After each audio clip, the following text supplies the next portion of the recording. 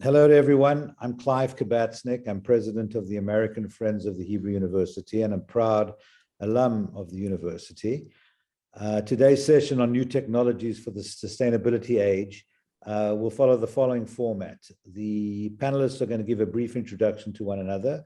We will have a question and answer conversation for about 25 minutes. We will then open up the floor to questions which the audience can submit through the chat box on the Zoom session. And then we'll spend about another 25 minutes selecting and answering questions with the panelists to go from there. So to get this started, each panelist will give an introduction to themselves, a brief introduction, and then we'll start with the questions. Kathy? Thank you, Clive. Yes, I'm Kathy Wood. I'm CEO and CIO of ARK Invest, an asset management company focused exclusively on disruptive innovation. We manage a little more than $40 billion in assets.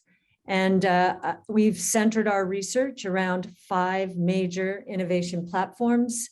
They are genomic sequencing, adaptive robotics, energy storage, artificial intelligence, and blockchain technology. Brian?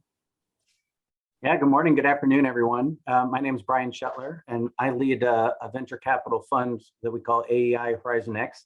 It actually started about 5 years ago when I created Horizon X Ventures inside of the Boeing company. It was the dedicated corporate venture capital arm of Boeing. This past August, we evolved the structure and spun it out from Boeing and partnered with private equity, a firm called AE Industrial Partners, to bring in additional third-party capital to our focus and to give us additional scale in making bigger impacts and bigger investments across mobility, space and connectivity, industrial technologies, sustainability, and digital. And so we're really excited by this topic today on sustainability and how a lot of our focus is really trying to drive aerospace and defense's adoption and impact to the broader global sustainability efforts. Thanks, Brian. Ori? Hi, I'm Professor Ori Adam. I'm a climate scientist at the Hebrew University. I study mostly tropical climates and climate change. I'm also the academic head of the Hebrew University Climate Science Center and the academic head of the Hebrew University Research Computing Services. And prior to joining the Hebrew University, I was the chief technological officer of a medical device company in Israel. So I would say I harbor both academic and industrial perspectives. Thanks, Ori. So to kick it off, Ori, I'd like you to give us a sense, with your immersion in the science and awareness of the historical context of atmospheric changes and their consequences. Could you lay out some of the areas where you see the most benefit being derived from new technologies, carbon capture, emission, grid storage, etc.? Can you articulate the greatest gaps or needs that need to be solved, kind of set the overall challenge landscape for us in those areas where you see the greatest potential over the next decade or two to really move the needle? Okay, so yeah, it's a big question. Climate and sustainability are intertwined. Let's talk about climate for a minute. So I think it's beyond contestation at this point that the world has been warming over the past 100 years, but we also have to come to terms with some additional basic facts. And the first is that regardless of what we do now, even if we stop polluting or emitting greenhouse gases right this instant, the globe is still going to continue to warm by about 1/4 of a centigrade degree or about 1/2 of a Fahrenheit degree. And there are also some processes that are not so easily reversible. Sorry about that. Like, for example, the loss of sea ice in the Arctic. And also, unfortunately, with the increase in global mean temperatures, we see an increase in the prevalence and intensity of extreme weather events. We've seen that very clearly last year with the floods in Europe and in China, the heat wave in Canada, and the cold spell in Texas.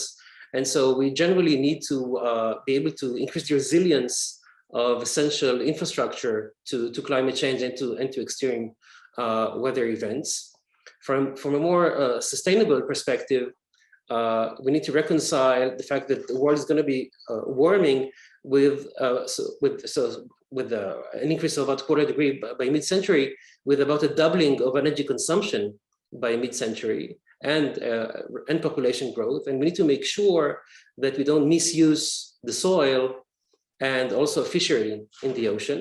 And that also extends to modern solutions such as cultured protein, but that also along with cultured protein come, modern agricultural solutions that use monocropping and actually very bad practices of the soil. So we need to be wary of that.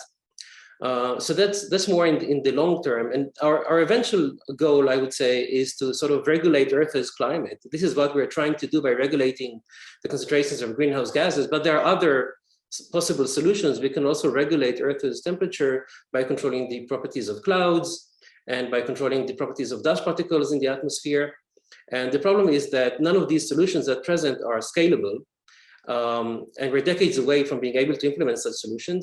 And really, a very basic problem is that the climate science itself is not up to par, because the climate models that we use are not reliable enough for us to be able to implement these large-scale solutions. So we really need to invest in research, and also a rapid increase in the power of computers that would allow us to employ better and more powerful climate models. In the more immediate term, there are regional and local solutions that we need to attend to, and that can be done on the local and regional scales. So, for example, temperature gradients within cities can reach as high as 5 centigrade degrees, or about 9 Fahrenheit degrees.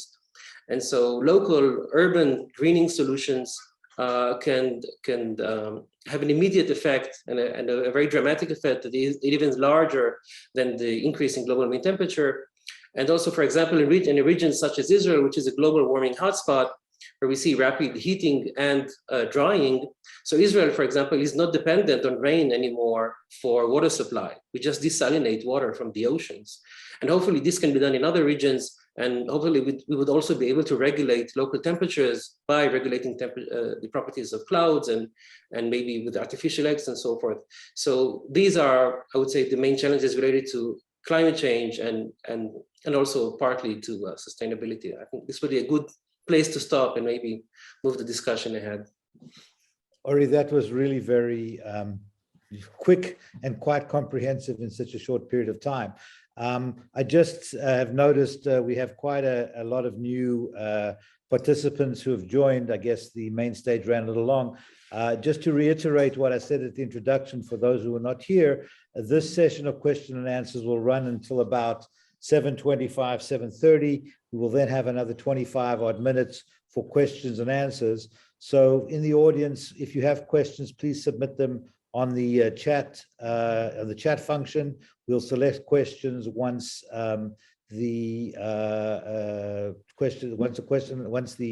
discussion is over, and we'll have more of an interactive session at the back end of the panel. So Kathy, I guess based on Uri's overview, and you have a deserved reputation for out-of-the-box thinking and research capabilities and a mindset, what are some of the innovations and technologies you think that will help overcoming these challenges? Specific examples that you have in mind that are realizable, that can have commercial traction? I know you spoke a bit about it on the main stage. Feel free to elaborate on the Bitcoin story or anything else that you think is relevant to this question. Yes, well, as I mentioned, our focus is solely on disruptive innovation, which we believe will solve a lot of problems. We know we have a lot of problems. The coronavirus crisis created a lot of them, and now the Russia-Ukraine situation. And if anything, crises accelerate the rate of innovation, the traction that innovation enjoys. In the case of Bitcoin, that example, and for those of you who are in the main session, you've heard this. I'll go into it a little bit more if you'd like in the Q&A, but we have been struck around blockchain technology at the fear, and I remember the same fear existed when the internet took off. You know, the internet was going to use as much electricity as this country or that country.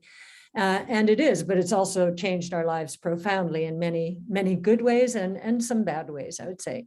In the case of Bitcoin, the fear was once again that the miners were using electricity, so much electricity it could serve, you know, any given country. And so there became a movement, an environmental movement against Bitcoin. We worked with Square, now called Block, to evolve a strategy that would help proliferate renewables with Bitcoin mining. And the way this works, and we're seeing energy companies adopt this much more rapidly than I expected. Exxon just announced that it is going to use the gas that it would otherwise be flaring, meaning just wasting in the air. And Ori's going to know much more than I do about this, but from what I've learned, that methane, which comes out of these natural gas flares, is 80 times more or creates 80 times more emissions than carbon dioxide in the first 20 years of its existence. So that's very interesting. So what is happening here is Bitcoin is being incorporated either at and around natural gas sites or within utility ecosystems, so that in the case of the latter, if a business or a home is being powered by solar or wind, intermittent energy sources, we need the storage for it, the battery technology. And when it is full, then as part of this ecosystem, a Bitcoin miner would get the excess energy and would therefore subsidize the proliferation of solar and wind and renewables much faster than otherwise would be the case. Exxon on the first front, the natural gas front, has committed to doing this in the United States, South America, Africa, and Europe, Germany, interestingly. And on the other front, we're hearing companies who, some of them were in financial difficulty because they couldn't get investments from investors any longer because they were considered environmentally hazardous to our health. Well, by incorporating Bitcoin mining into their ecosystem, they suddenly are worthy again of capital inflows. And then the only other one I'll mention is nuclear, believe it or not. New nuclear, modular nuclear is coming back into favor. Even in Japan, which suffered the terrible Fukushima tragedy in 2011, it had shut down almost all of its nuclear and is starting to bring it back up and supplement it with more modular and less polluting nuclear energy. So I think we're going to hear a lot more about it, because I'm even hearing environmentalists starting to talk in a more friendly way about nuclear. Elon Musk, who wants to save us from ourselves from a climate change point of view, has recently come out in favor of nuclear. That's great, Kathy. Very interesting how traditional industries can reset themselves quite quickly to become environmentally conscious, and clearly capital markets are rewarding those that do. So that's another point to stimulate them. So Brian, from your perspective, answering a similar question, you come more from a more traditional aerospace defense related background. So you feel free to share that or any of the other areas that you're seeing that could be of interest and have the potential to move the needle in the near term. Yeah, sure. Thanks, Clive.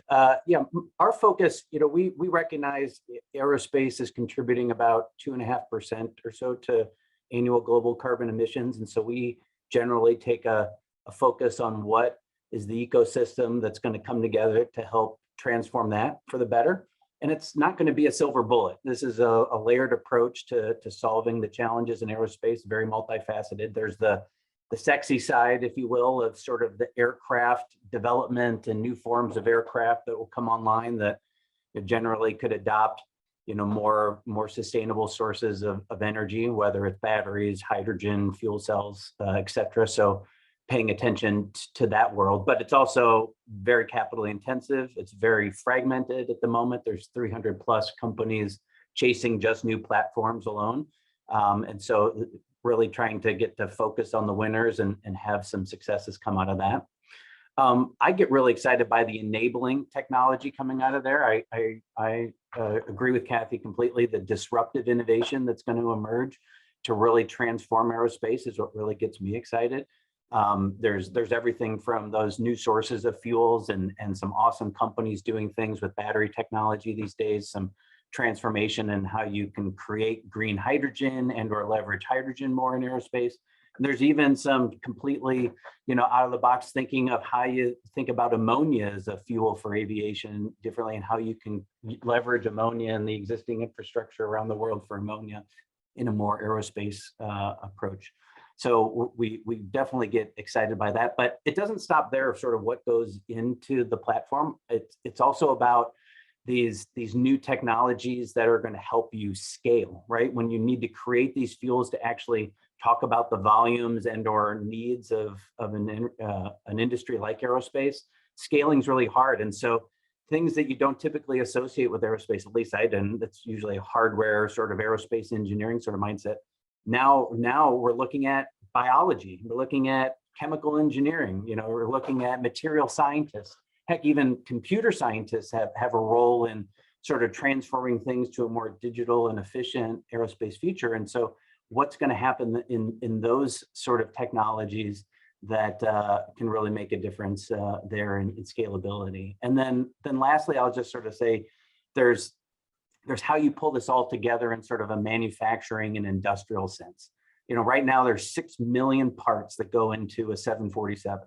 Right? And how can you trace the sustainability footprint of those products? Where are they responsibly sourced? What about recycling of these products? And so everything that goes into the complex sort of build, sourcing, design, and manufacture of these platforms in the future, it can all take a bigger kind of sustainability journey with them. And there's some neat companies that are trying to transform that as well. So a couple of specifics that I get really excited about, a couple in our portfolio. One is a company called EP Systems. They're really creating that integrated battery pack of the future that's going to enable these 100% electric flying vehicles for shorter range distances. They have a capability today. They're spec'd into the predominant portion of these new eVTOL and future flying vehicles that'll be 100% battery powered. That's going to be an amazing, accomplishment. The transition to an electrical sort of flight, I think is going to be great for aerospace. A company that I'm chairman of the board of is Whisk Aero, and that's a joint venture with Boeing and Larry Page's Kitty Hawk, and they're creating the actual vehicle that's going to electrify flight and bring an urban sort of transportation system to the masses that allows us to have a much more kind of sustainable transportation system to get from A to B, again, in sort of a more urban setting. But this helps pave the way for transitions to more medium haul and then long haul kind of transportation. So those are just a couple that I'm excited by right now, Clive. Great. Thanks, Brian. So basically, you guys have given us a nice introduction, certainly to a tip of the iceberg in terms of numerous technologies and companies and processes that are going underway right now. I'd like to broaden the picture a little bit in terms of what do you see? Clearly this is a problem that can't be dealt with in a silo. So I'd just like to get a sense from you, Kathy, first, of your sense of the role of partnerships, academia, tech, commerce, unlikely partnerships. I mean, you've kind of touched on some of them already that you think can, again, be force multipliers in terms of, coming up with solutions for these issues. Yes, thank you, Clive. I think partnerships are critical. And just to give you an example of how important I think they are, the way we have set up ARK Invest is with an open source research ecosystem. We give our research away. And that is because we want to engage with and become a part of the communities we're researching, the innovators, or the academics who are interested in a particular area of innovation, and government leaders as well. So we put our research out over social media, and the incoming the returning messages we get are very often from professors who are doing their own research in graduate schools. And we put out our Tesla model and or our truck battery model, and they want to know about it. These are specialists who are spending all of their time on battery technology. This is an example in batteries. A Carnegie Mellon professor reached out to us thinking that we had made a mistake in our assumptions, and we ended up discussing, and it was just a different way of looking at the world, which opened his eyes up. And sometimes the opposite happens, where we are caught in an incorrect assumption. And I also think that companies like Tesla partnering with Dalhousie Labs, which focuses on advanced batteries. Tesla provides the funding, is a partner, and so forth. Again, we can't do it alone. And I often say this when it comes to our own research in the financial world. You'll see many companies will not share their research, thinking that's their secret sauce. But because of the convergences between and among technologies, I think that view is going to seem very provincial in a few years. So I think opening up, and yes, we do have government interactions as well. People who are interested in our research from Congress have approached us saying, we want to understand more about blockchain technology. This is an area of innovation where we know if we regulate it too intensively, we will lose the opportunities. So yes, I think there's a very good and important dialogue taking place between and among academia, government, and business. Yeah, Kathy, that was fascinating. I'm just going to put my Hebrew University hat on for a moment and just say, as you know, we've prided ourselves for a long time on our interdisciplinary approach to problems. And it's because Israel's a small country, and because you need to pool resources, this idea of kind of non-proprietary approach to things to solve problems has been a big thing here, and it's certainly led to some of the better innovations at our universities. So again, I think that you're right, that in terms of the problems we're facing, siloing and proprietary ownership, so to speak, of some of the intellectual property probably doesn't make as much sense as it used to. Brian, you have really a unique practical perspective, because you sat on the Boeing side, you spun out of Boeing, you're now kind of independent with Boeing as a shareholder with others. So I think you could give us a really good sense of, again, in your area, how you see this commercial, big commerce, tech, academic interaction in some of the things that you've done and are doing. Yeah, it's I completely agree with Kathy's words. I use them the exact same ones. Nobody can do this alone, right? It's a completely complicated sort of interwoven dance, particularly in aerospace with big OEMs like Boeing, Airbus, others, all the airline operators out there, energy companies, new and existing, kind of even legacy oil and gas, big tech, and then regulators as well. We can't forget the regulators and how they fit in all this. And what I think is neat about our position now, particularly with the spin out, is we can kind of sit at a neat intersection of a lot of these groups coming together and help drive things forward. You know, leveraging the Boeing relationship is so important because as a large OEM, they can help play kingmaker a little bit in who's winning, who's losing in sort of the general sort of adoption.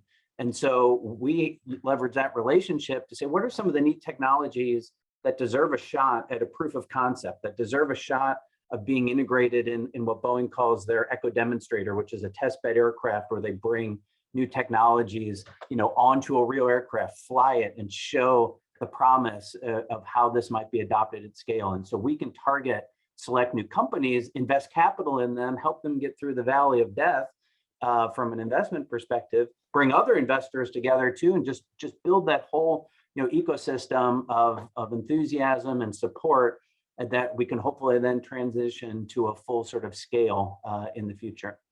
So that's a really, I think, privileged place to be, where we can assess a lot of these technologies and really connect them to all sorts of partners that can make them successful. And it's not just Boeing either. There'll be just the pure disruptors out there too that maybe want nothing to do with an OEM, and they see their solution as you know, something ultra competitive, and you want to see that emerge at the end of the day, or at least still bring some best practices to bear on you know, how to be successful in aerospace. And we can again sort of sit in the middle with good relationships with airline customers, good relationships with other investors, and really again try to help the fragmentation kind of come together as focused bets in the winners for the sector that can scale and make a difference in the long run.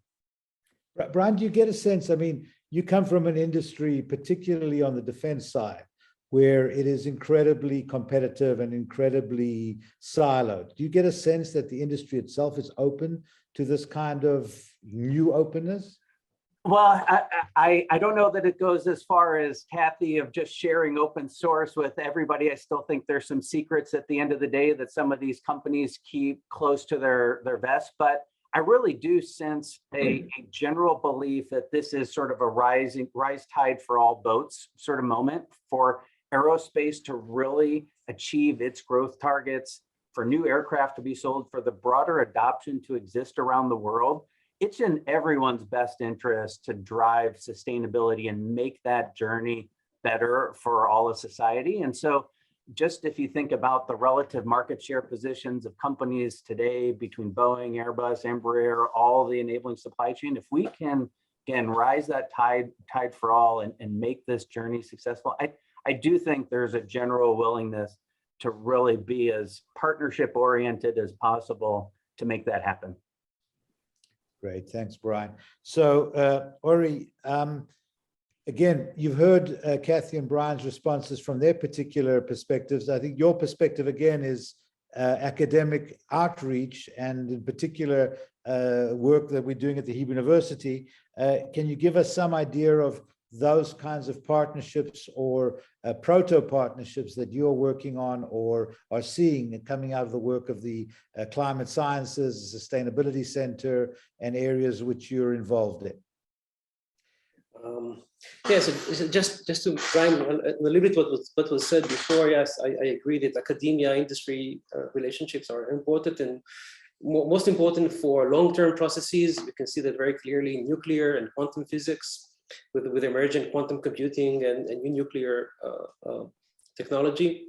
I can say that the Hebrew University is more oriented on making a difference and on solutions, and is partnering with companies in seeking these solutions. Some examples that I mentioned before are cultured meat, cultured milk as well. We have some interesting innovations in agriculture. Specifically, for example, sesame seeds. Sesame seeds are this superfood, and a researcher from the Hebrew University, Tzvika Peleg, has found a new species that can be very efficiently be harvested. There's also research into vertical agriculture that can be used inside the cities. And more generally, there's a very fast expansion of studies related to sustainability and climate.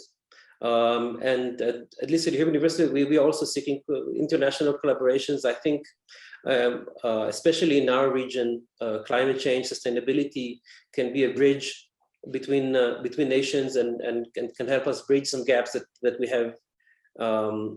have in our region. Yeah. Well, that's interesting because clearly this week and in the previous weeks we've seen a tremendous back and forth among senior foreign ministers and politicians in the Gulf region and here, and I guess a lot behind that might be trying to find a regional approach and policy and pooling our resources to deal with the regional sustainability and climate change challenges. So yeah, that's a very good point. So to kind of round off the session and to kind of break out of our some conventional thinking, I'd like each one of you to just throw out a bold prediction. Ori, you kind of said you're actually a global warming optimist, not pessimist.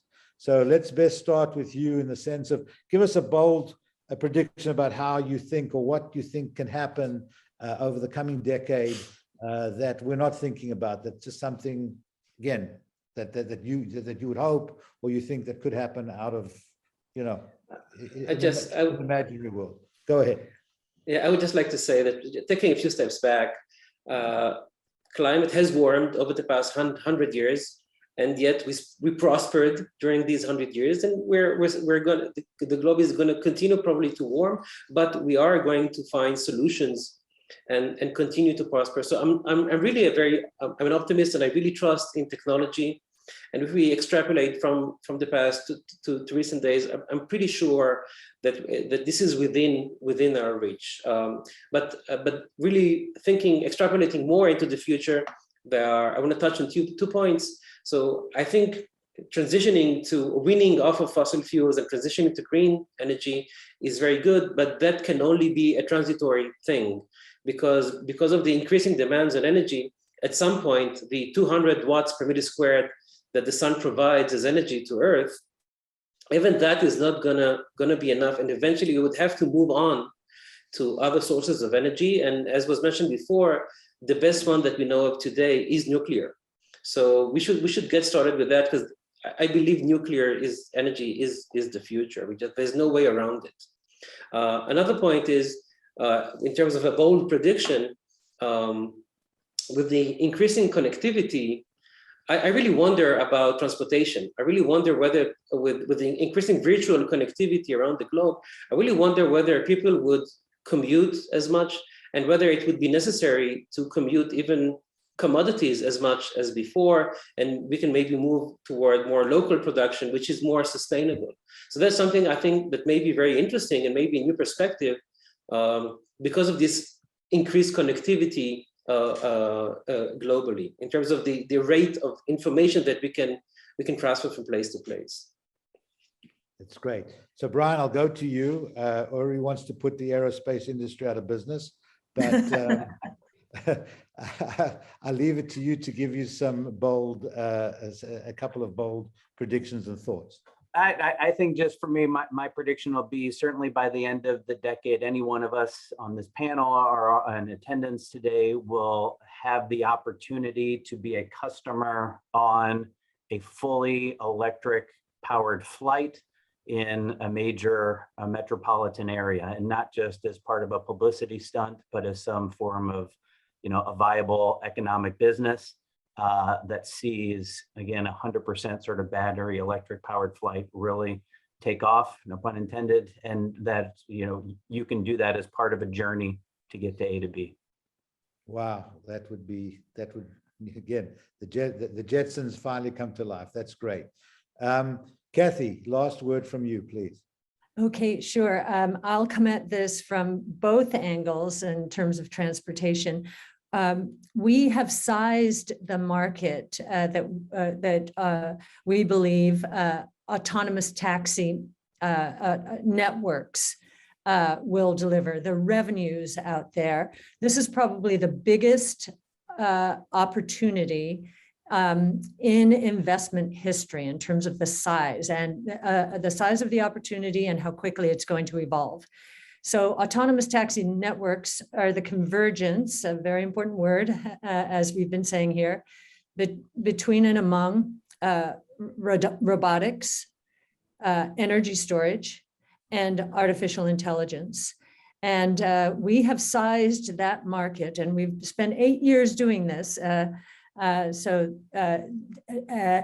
a roughly $10 trillion revenue opportunity in the next 8 to 10 years. That is from zero today. So it's a magnificent opportunity. And then as far as hypersonic flight, we believe within the next 10 years will become a $270 billion revenue opportunity. And hypersonic flight, of course, means we will be able to fly from New York to Japan or New Zealand in 2 to 3 hours. So it's a huge opportunity and will be transformational. Great. Well, that was, I think, very informative. I think in some ways inspiring, certainly thought-provoking, and it certainly lived up to everything I was expecting from the stellar panel. So again, I thank you for that. And I'm going to open it up to some of the questions that we've received from the audience. And I've got basically 2 questions that are related to one another. And we touched on it quite a bit in this conversation about nuclear, about changing modes of urban and intra-urban transportation. But the question is as follows. And again, maybe we can elaborate on some of the things we're talking about, autonomous taxis, et cetera, or anything else. And I'll leave it open to whoever wants to take this, and we'll go from there. How can we encourage the greening of urban environments? And, I guess related to that, the nuclear issue is, okay, what are we going to do about long-term storage of radioactive waste? So, that's the opening question, and I'll leave it open to whoever wants to tackle it first. Since on the autonomous taxi network, how do we encourage it? How do we encourage this movement? It actually will encourage itself because it's based on technologies that are declining in cost, as most technologies are, following learning curves. And so according to our estimates, right now we pay roughly, and this is US, forgive me, I know we've got many countries on, but we pay roughly for our personal cars about 70 cents per mile, all in, including depreciation, fuel, insurance, and everything. And that has been true almost since the first car rolled off the assembly line, if you adjust for inflation.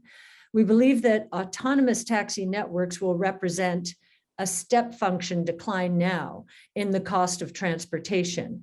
And so if we're right, and autonomous is going to take off within the next 2 to 3 years, we will start to see a decline in the rate of, in the cost to travel per mile. And we also know from Uber and Lyft that convenience is worth a lot. So these companies, when they take off, and we think Tesla is in a good position on this score, they will become hugely profitable and will be able to proliferate this network because of the profitability. At the same time, you'll have people will be able to get from point A to point B at a much cheaper rate. This will be electric. So even though the penetration of electric vehicles over the total installed base of cars is going to be pretty small for a long time. If you look at vehicle miles traveled, because autonomous vehicles will probably be on the road 50 to 60% of the day, as opposed to the 4 to 5% we use our cars, then the vehicle miles traveled are going to tilt significantly towards electric, despite the fairly low penetration of electric in the installed base. So I think lower costs, lower prices will help proliferate this. And transportation broadly accounts for 60%-ish of oil use. So this is one of the biggest ways to encourage the move away from fossil fuels. Right. So Brian Ori, just to go to the second part of the question, and this is a question, of course, that we could discuss for days on end, but let's focus on nuclear. And there's a lot of talk about modular nuclear now, that you can basically have block size power coming from small nuclear plants, or borough size power coming from small nuclear plants. Is this feasible, and are we going to be able to solve with nuclear fission? Are we going to be able to solve the issue, or have we solved the issue of safe storage of radioactive materials? And is this a potential path to greening cities by having kind of a new iteration of nuclear power? I'm happy to start, and then, or please pile on.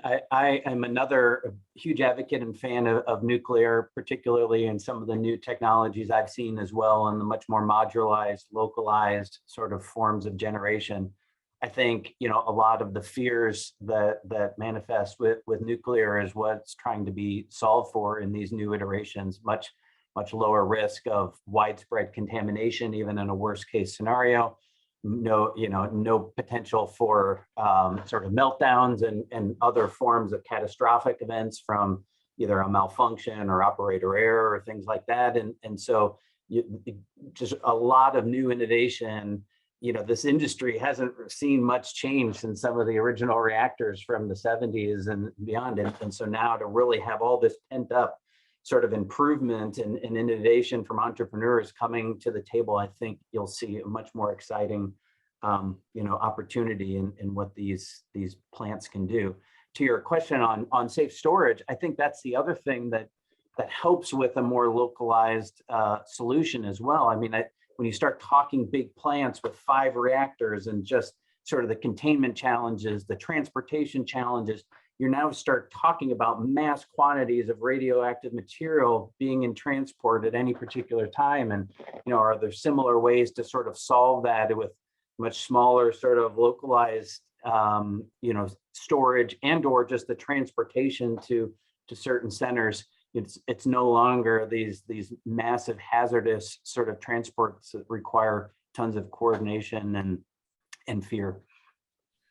Ori? Yeah, I can't say that I'm an expert on this, but I think there's still a way to go in terms of improving the technology of nuclear energy. I think I actually heard Elon Musk saying that because of fear of contamination, nuclear plants require vast regions to be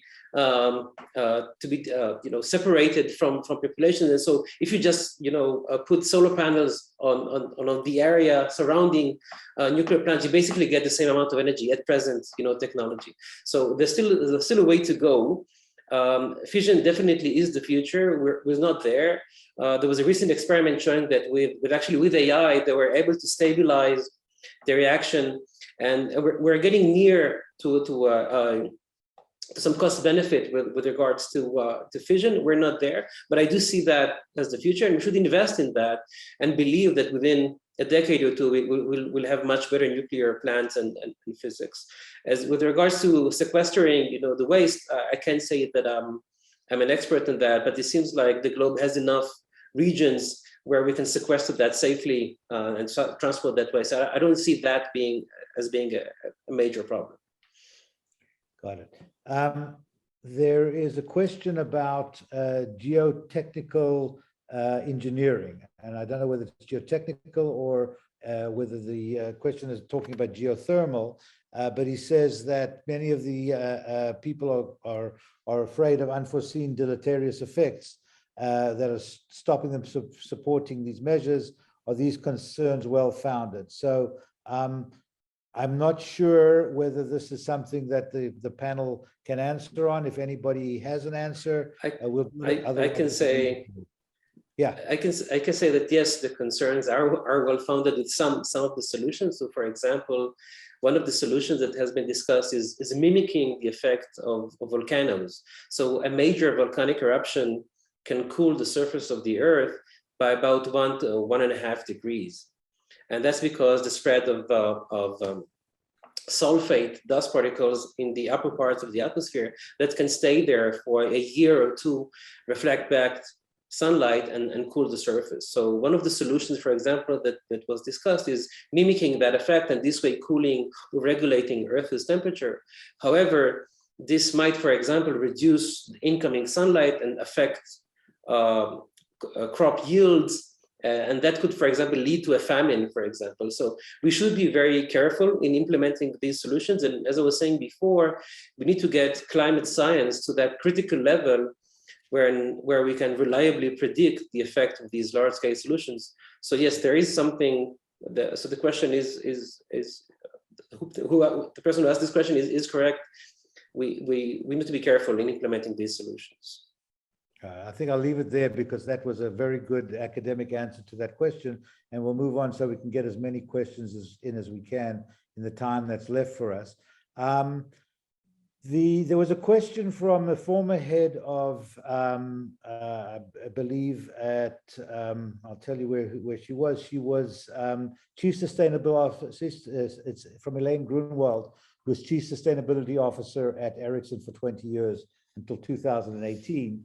And her question is, she said, look, she saw the evolution from 2G to 5G, and she saw that there was an 85% increase in power efficiency. In other words, power efficiency improved 85% over the life cycle from 2G to 5G.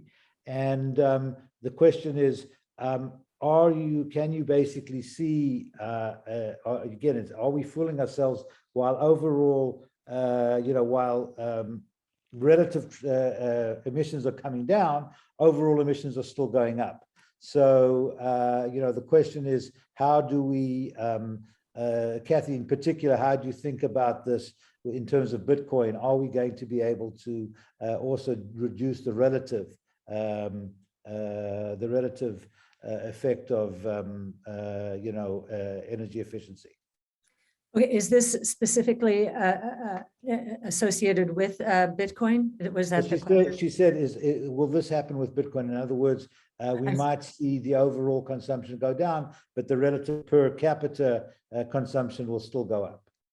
Yes, well, I guess I would answer the way we answered the same question about the internet in the early 90s. The internet was, from an environmental point of view, considered quite unhealthy, used a lot of electricity. And of course, today we can turn around and say, if we had taken the internet out of development, the world would be very different. Some might say it would be much better, but I mean, much worse. No, much better without it. I think most people would argue that it's better with it. In the case of Bitcoin, sure, I was giving you an offset in terms of the proliferation of solar and wind. But of course, there will be energy consumption increases if blockchain technology continues to evolve. I mean, it is the next evolution of the internet. And we think that a lot of good things are going to come out of this. I mean, Bitcoin itself is, and each one of these words is very important. The first, global, private, and by that I mean non-governmental. It's open source, but it's private, not overseen by any government. Rules-based digital monetary system ever. And we can tell from what's happening in Russia and Ukraine. Those people who have been able to put some away in Bitcoin have much more of their wealth and purchasing power left than those who did not diversify to some extent. So we think it's one of the most important insurance policies for anyone in the world to have. And that's just one of the use cases. The other use case here is when we say monetary system, rules-based, mathematically metered to top out at 21 million units. This is going to guarantee purchasing power, which fiat monetary policies cannot, especially now that they have become so unhinged after various crises. So you have to look on the one hand, the energy consumption will go up, much more of it will be renewable over time, and there are very positive ramifications of this source of innovation. I'm going to run through questions that I think would probably be best answered by each one of you, and then one final question. I'm going to combine two questions into one for you, Ori.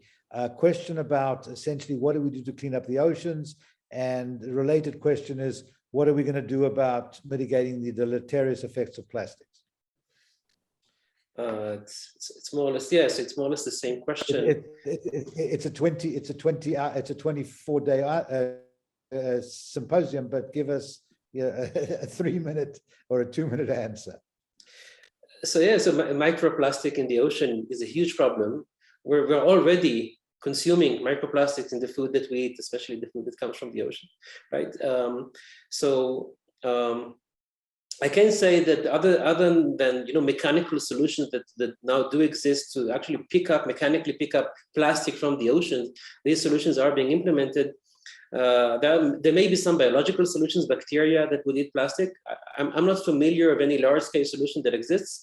It is a problem. We need to stop doing it, right? But and invest in research on how to deal with it. But as far as I'm concerned, there's no existing large-scale solution to deal with the increased concentrations of plastic in the water. Yeah, there's nothing more that I can say about it. It's a super important thing, but at least as far as I know, there's no solution in the near future. Thank you. All right, a question now for you, Brian, and this takes us to extraterrestrial spaces. Issues of space junk, and it's going to get worse, and are there any solutions, and what's going to happen with that? And as a follow-up, he wants to know when is Boeing starting to take passengers on reservations for Starliners so he can actually go and help clean up the space junk hands-on. So Brian, quick answers to those questions. Sure. Space junk, obviously an enormous problem, and one that will continue to get worse as things happen in space. If numbers are current in my mind, I mean, I think sometime last year it was tens of thousands of pieces of space junk that were being tracked, right? And those are just the ones we know of. And so the idea being, as space becomes more visited by the likes of new astronauts, both sponsored by governments, but also the emerging space tourism businesses that Elon's doing, that Richard Branson's doing, that Jeff Bezos is doing. Folks are going to want to have assurances that there isn't threats from space junk potentially compromising their aircraft. So certainly there needs to be an issue with tracking and acknowledging and tracking and tracing where each piece is and where it's going, and so those missions can be planned. The part of cleanup obviously is very hard. Space is a big place. They call it space for a reason, right? And so how you think about the actual cleanup issue, there's a lot of really interesting startups that are chasing that, and many are starting to get in orbit and have some success. Steve Wozniak just announced an effort that's rumored to be focused on space junk. So you definitely, it's starting to get the attention of entrepreneurs, and the right ones with the right technical solutions need to be invested in and funded by venture, and then ultimately by growth capital. But it's, I think, really going to be focused first more on just the tracking and identification of where pieces are and where it's going. And then you can plan your missions accordingly.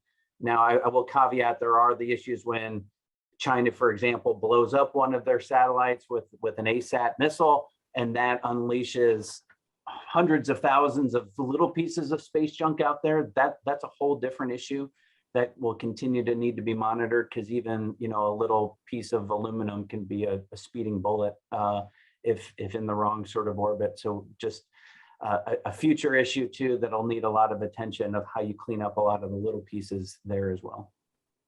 On the question of Starliner, I have no idea. I don't actually work in Boeing anymore, so I'm not privy to that kind of information, but I know there's big ambitions to continue to bring another effort to bring more and more of Earth's population into space, much like the vision that Richard, Elon, and Jeff Bezos have. Great, thanks, Brian. So Kathy, this is the last one for you, and I'm sure you have an answer, but it's a provocative question. Essentially, do we know what the relative use of natural gas is versus gasoline EVs, which are charged by natural gas burning generators? Are we truly diminishing fossil fuel usage with EVs, or are we just kidding ourselves? We have studied this. So, electricity is generated not only by natural gas. Nuclear, I think, in the US at least, is still roughly 20%. We've got hydro as well. And so I do think that, and I think natural gas and is pretty close to one of those two. I can't remember which one. And so pulling gasoline out really is going to make a huge difference. It will default more towards renewables. So solar, wind, hydro, given the amount being invested in that, and this Bitcoin ecosystem I just described would be part of that. Ultimately, if natural gas prices, which are priced locally, if they continue to go up, I see in Europe they're at $35, here at roughly $5. If they can continue to go up, there will be a continued substitution of renewables. So I don't think it's a pipe dream at all. So basically, is the calculation today still in favor of having an EV car, despite the fact that it might be generated by fossil fuel power stations? But in any event, you're saying that curve is just going to go, that those lines are going to continue to diverge because of the fact that you see electric grid just becoming more based on renewables. Yes, and so our expectation that is in the year 2026, there will be 40 million EV sales, and that will be approaching nearly half of all auto sales. This timeline is much faster than auto manufacturers have expected. And I wish I had the actual emission savings that we calculated when I just gave you the answer to the last question. But I think this is going to happen at warp speed, not only because of the sales, but also, as I mentioned before, because of autonomous. And most autos in autonomous networks will be electric. So I think the shift is going to happen much more dramatically than most people expect. I'm on record, and it is a personal forecast. We haven't crossed the T's, dotted the I's here, but I really do believe that oil prices, after a significant period of extreme volatility based on capital spending being pulled out of fossil fuels with ESG mandates and so forth, creating supply shocks. After these supply shocks end, I do believe we will be looking at oil below $20 once again, $20 per barrel. Today, I guess it's at 105 per barrel. And just to give you a little bit of history there, and some people make fun of this analogy, but we think it's apt. Whale oil used to light up our homes, and when whale oil producers figured out that oil, what fossil fuels were going to eat their lunch. They stopped spending on whale oil and in terms of capital expenditures. And the prices around that time were extremely volatile, but we all know where they ended. There was a massive substitution, and I think the same thing is going to happen to oil. Great. Okay, so we have 1 minute left. I'm going to wind up just by mentioning that one of the comments on the question on the question session was that there are companies, and there's a particular company that one of the founders is involved in the session, that are doing biomass work in Puerto Rico. So again, if anybody's interested in what is happening in terms of biomass there, particularly Puerto Rico, it's an interesting area, and we can certainly follow up with that post-session.